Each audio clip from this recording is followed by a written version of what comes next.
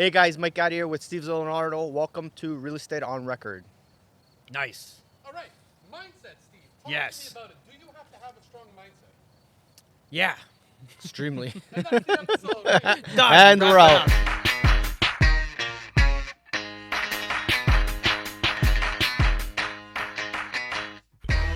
up. What else do we need to say? Of course you do. Yeah, no, you do. And I think that there's a few ways that you need to go about that and also protect it. I think um, that's the way. I don't even know. It's just. Hey, listen, look. Okay, Steve, let me help Yeah. you. Your success. No, I'll tell you. Oh, you So, know how so, to- so yeah, I'll know the answers quickly. So listen, ultimately, yeah, you need a strong mindset, most definitely. But how do you gain a strong mindset? Like gaining a strong mindset. Everybody talks about it. I got a strong mindset. They'll watch like some YouTube video. I got a strong mindset. But how do you continue to have a strong mindset?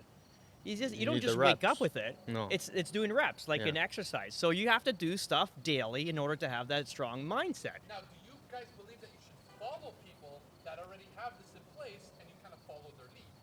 For sure, yeah, and to a certain degree. Why reinvent the wheel? Let's copy and paste and plug in where we need to, right? Do you guys have any particular names you can shout out that you say are really good people to follow in regards to mindset? Oh, for sure.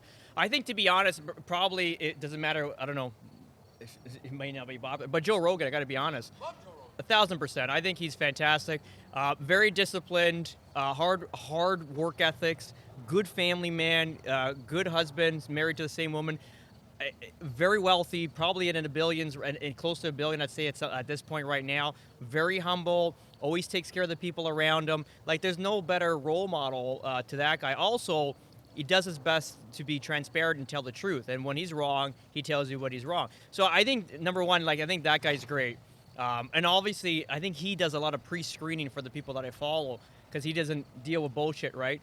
So if you want to do like David Goggins or what was it Jocko stuff like the guys like that, I mean they're hard nosed, right? But they're also trying to better the people around them. So it's not all monetary and stuff like that. Like I know you mentioned Andrew Tate in the last one. I heard about him, yeah, I did, but I don't follow him. I think that's just more. Listen, I gotta be honest. The more books you read, like good books, the more people that you follow, good people that are like have a lot of integrity in what they do, and they're doing it themselves. There's a lot of like these fake coaches out there and fake gurus that they say it but never do it, and they drive me nuts, right?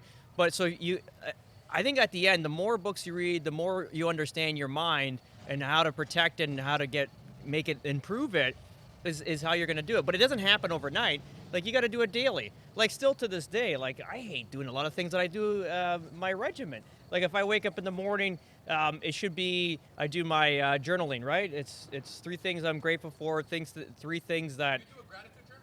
every morning. All right. Yeah. So three things you're grateful for, three things that you're going to accomplish today, and three affirmations, right? So you do that every morning, then it's lumosity to like trickle the brain. And I'm not sleeping as much as I should be, so the short-term memory is a little bit shot right now. Like I'm 5 to 6 hours, and it's my fault. But then I go to the gym for an hour and 10 minutes, and then it's like always audiobooks or podcasts, stuff like that. So it's always like it's always hard on the brain, right? It's hard on this regimen. But again, this is what improved my mindset. And this is what I was talking to Mike even last week, a couple weeks ago now. Like we've had to make some changes in Florida. It's also protecting your environment.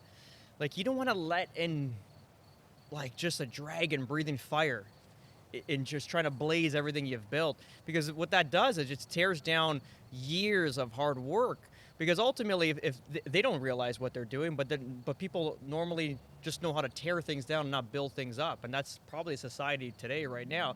So it's important to protect the people around you.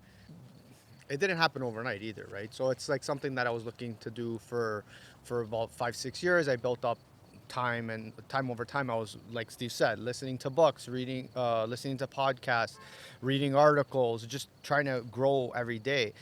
The more I grew every day and learned a little bit more every day, I realized that shift. Like I kind of hit a brick wall. I was at the end of that road, so I had no choice. If I wanted to make a shift, I had to shift my mindset, and that's what it was. I shifted my mindset to basically, like Steve said, you're doing things that you're not, you can't be. Working for ourselves, like in a sense. No one tells you to go do your regimented things. You have to build up that mindset and that ability by yourself to put yourself in that position. So yeah, I was forced to shift and change my mindset 100%.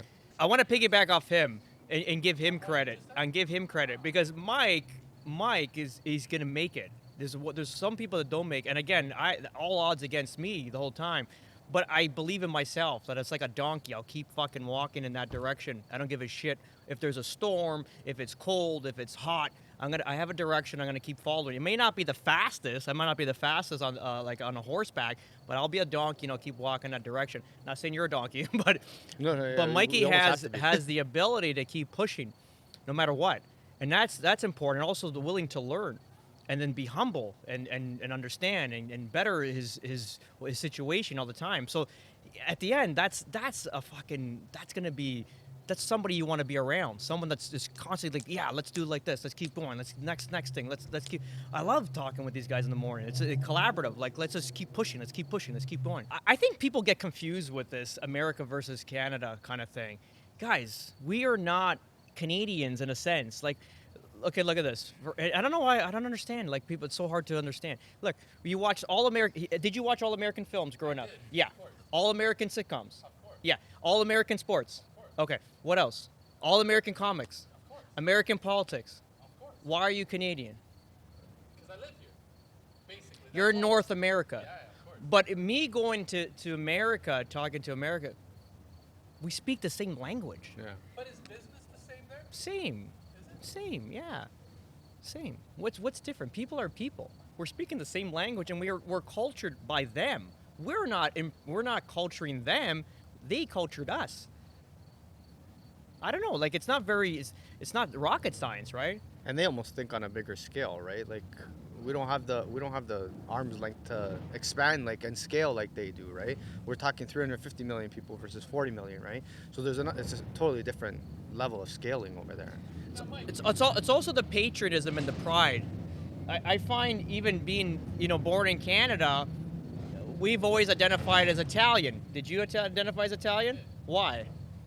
If you go into my office in America, there's very important things you got to look at that we don't have in this country. Declaration of Independence, the Bill of Rights, okay? Like, stuff like this is so important that we don't have in this country that they still, if they're in Congress, they still talk about it. The Second Amendment, the First Amendment, the Fourth Amendment, the 12th Amendment, they're always talking about these bills that have been written hundreds of years ago. And it's just different. When you see the flag, the American flag, as much as people want to look at it, it's a sign for freedom. If you're going to put a sports team flag on your house, it should be America, because that's a sign for freedom. We know what happened the last couple of years. It doesn't matter which part of the world you're in. We saw freedom taken away from everybody. That flag represents something that's we're all seeking. We all just want a better life and we want freedom. And that's it, right?